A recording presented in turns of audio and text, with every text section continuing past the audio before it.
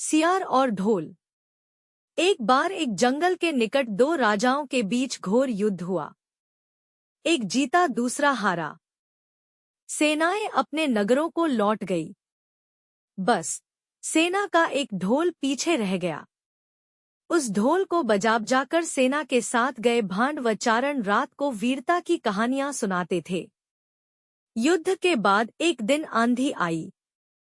आंधी के जोर में वह ढोल लुढ़कता पुढ़कता एक सूखे पेड़ के पास जाकर टिक गया। उस पेड़ की सूखी टहनियां ढोल से इस तरह से सट गई थी कि तेज हवा चलते ही ढोल पर टकरा जाती थी और ढमाढम ढमाढम की गुंजायमान आवाज होती। एक सियार उस क्षेत्र में घूमता था। उसने ढोल की आवाज सुनी। वह बड़ा भयभीत हुआ। ऐसी अजीब आवाज बोलते पहले उसने किसी जानवर को नहीं सुना था। वह सोचने लगा कि यह कैसा जानवर है जो ऐसी जोरदार बोली बोलता है, ढमाढम। सियार छिपकर ढोल को देखता रहता, यह जानने के लिए कि यह जीव उड़ने वाला है या चार टांगों पर दौड़ने वाला। एक दिन सियार झाड़ी के पीछे छुपकर ढोल पर नजर रखे था। तभी पेड़ से नीचे उतरती हुई एक गिलहरी कूदकर ढोल पर उतरी। हल्की सी ढम की आवाज भी हुई। गिलहरी ढोल पर बैठी दाना कुतरती रही।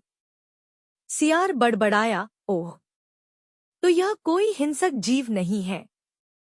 मुझे भी डरना नहीं चाहिए।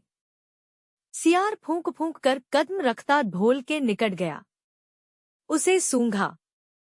ढोल का उसे न कहीं सिर नजर आया और न पैर। तभी हवा के झुंके से टहनियां ढोल से टकराईं। ढम की आवाज हुई और सियार उछलकर पीछे जा गिरा। अब समझ आया। सियार उड़ने की कोशिश करता हुआ बोला, यह तो बाहर का खोल है। जीव इस खोल के अंदर है।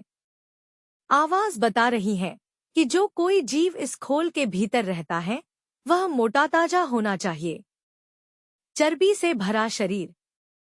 तभी ये ढम ढम की जोरदार बोली बोलता है।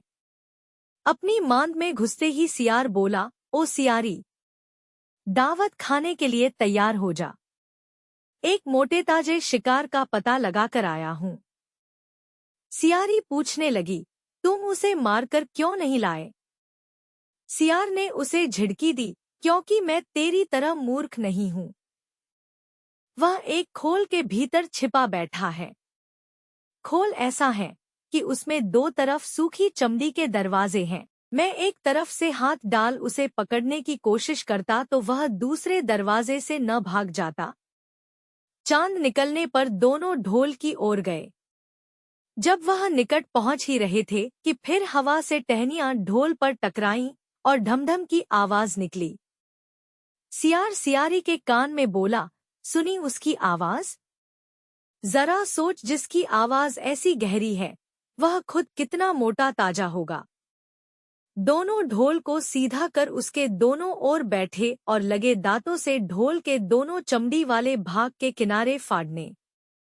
जैसे ही चमड़ियां कटने लगी, सियार बोला, होशियार रहना। एक साथ हाथ अंदर डाल शिकार को दबोचना है।